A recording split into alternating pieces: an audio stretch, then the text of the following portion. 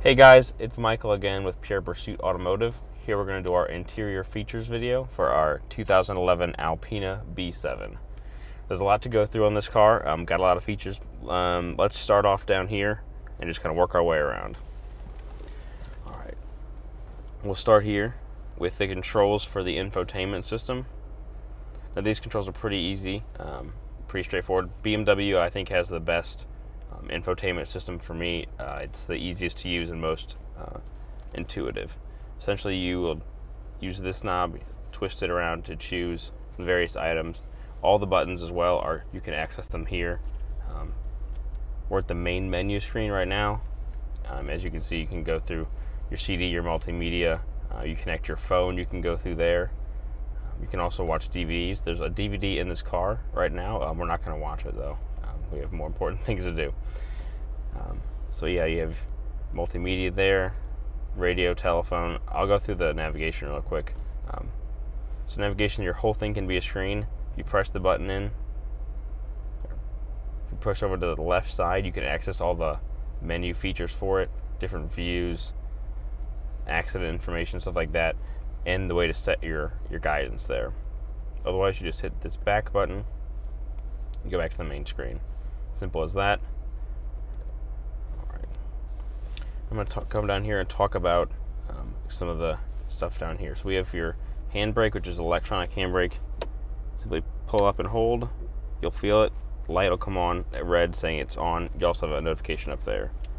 Simply put your foot on the brake and press down to turn it back off.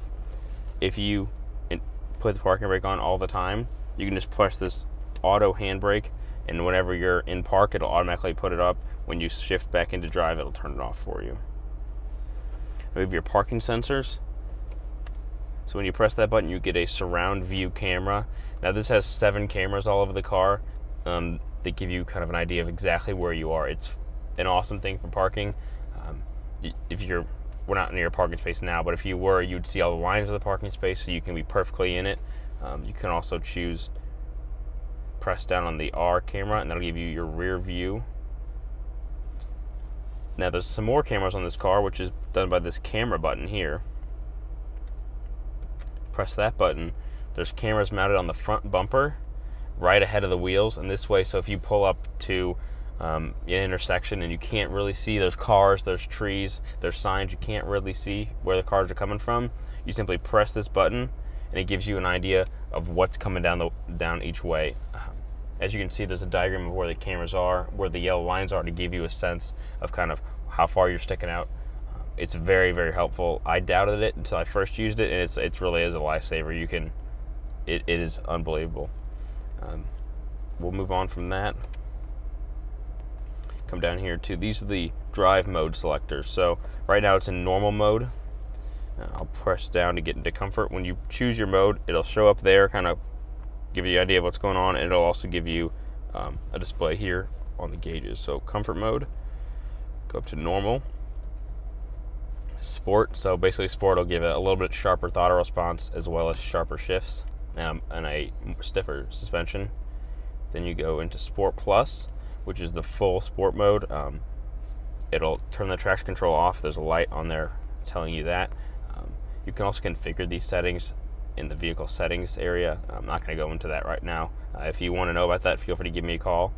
Be happy to walk you through it. Put it back into normal here. Alright, now we'll talk a little bit about the gear selector here. If you're familiar with BMWs of the last 5-6 years, you'll be familiar with this. Essentially, it's real simple to use. Simply put your foot on the brake. There's a button on the side that says unlock. You'll select that, push that in with your thumb, and then just neutral one all the way is reverse. Immediately your rear view camera comes on. All the way back is drive. You want to put it into a manual sport mode, just click it right over. Now it'll tell you what gear you're in and that you're in sport up there. Simply press it back. Then to put it in park, you'll simply click down on the P with your foot on the brake, obviously, and you're in park. And when you do that, if you have auto handbrake on, handbrake comes on. We have our HVAC controls. Both front seats have heated and cooled seats. I'm going to turn them both on just so you can see all the lights. Turn them back off because we've done this before, and myself and the cameraman don't really appreciate heated seats when it's 75 degrees out. So HVAC control is very simple, kind of self-explanatory. The big fan is to increase, small fan decrease. Kind of simple. I don't need to pander to you. Now all these buttons here are for the radio controls. These are all your presets. Use your AM, FM. You can also control all those settings from the radio section. Use all of that here. So you can use the buttons, or you can use this, whichever is easier for you. I personally like this system. I think it's more intuitive. All right, we'll come on over here to the steering wheel, kind of talk about this, and then go to the gauges. So steering wheel, it's as you can see, it's got a different emblem. It's got the Alpina stitching on it. It's the same steering wheel from the normal 7 series, except the Alpina changed out, put their logo on there, which I love. I think that's an incredible touch, as well as the green and blue stitching. The colors hark back to the original Alpinas that they did for BMW. Now there's another interesting thing back here behind the steering wheel. So they kind of, because it's more of a luxury car, but it has that sportiness, they've hidden the paddles back here behind the steering wheel. On top there's 2 little metal things that show you plus and minus, and it's simply a button that you press instead of a whole paddle. Simply click that in, you'll immediately go into sport mode, and you can go from there. Now I'm going to move on and talk about the gauge cluster. Another difference with this in a normal 7 series, Alpina changed the gauges. They say Alpina, and they're blue. I love that touch. It's just something that makes it feel like just it's a real special car. It's essentially the same thing as the normal 7 series in terms of functionality. Up there in the middle is the lane tracking system, so that'll help you. That'll keep you in your lane. It'll let you know if you're getting out of there's symbols that pop up if you're moving out of the lane. The collision mitigation system will also display as you get, depending on the settings, as you get closer to hitting a car, it'll show up bright red there, flashing for you, and it'll let you know you need to stop, and it'll stop for you if it gets to that point. Now, the buttons for the mitigation, the crash mitigation, and the lane keeping are all over here on the left side. I'm not sure if you can get over there and see them. As you can see, there's this eye with a little dashed line towards the front of the car. Now that is the head-up display. Simply click it to go on and off.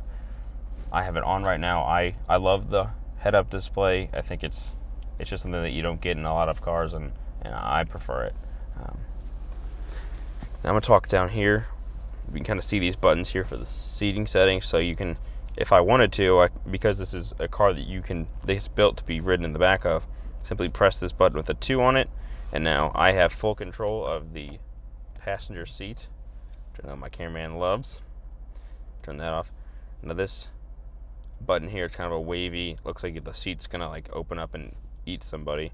You press that, and it's the massaging seat. It's just the bottom of the seat, it's not the back. It's the bottom, but it's awesome. It goes side to side, backwards and forwards. It's pretty nice.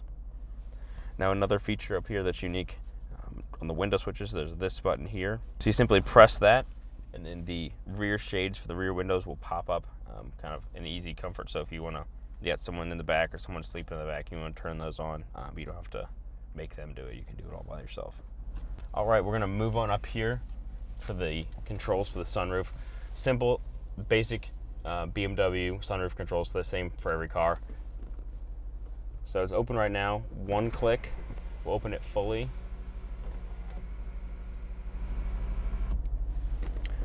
One more click will close it. Now that'll just close the glass. One more click forward will close the actual panel there, so that you can get rid of that sun. Something that I love about the Alpina, another unique feature that they add, is this plaque up here with their logo and some stuff in German. I'm not exactly sure what that says. I'm no expert. But feel free to put in the comments what that says. I'd love to be able to find out. I'm too lazy to Google that. But it's another just touch that makes you realize that this is this very special car. Now this vehicle does have rear seat entertainment, so I'm going to show you where you put the DVDs if you were to watch them. So it's nicely hidden here. You simply click this button. That's where you'd place the DVDs for you to watch in the car. You can watch them on the screen here. You can only do that in park. Not advised to just sit in your car when I guess you could sit in the house. But if you wanted to do that and take a break on a long road trip, sit back and watch TV, you absolutely could. There's also 2 screens in the back, and the DVDs will play from there.